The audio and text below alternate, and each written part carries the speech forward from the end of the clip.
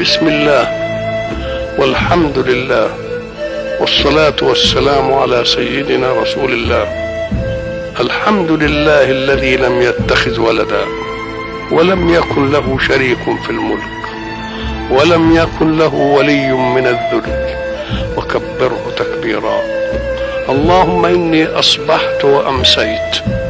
أشهدك وأشهد ملائكتك وحملة عرشك ورسلك أنك أنت الله لا إله إلا هو، أنت وحدك لا شريك لك، وأن محمدا عبدك ورسولك، بلغ الرسالة وأدى الأمانة ونصح الأمة وكشف الغمة، فآته الوسيلة والفضيلة والدرجة العالية الرفيعة، وابعثه اللهم المقام المحمود الذي وعدته إنك لا تخلف الميعاد. اللهم يا مالك كل من ملك، ولذلك تؤتيه من تشاء وتنزعه ممن تشاء،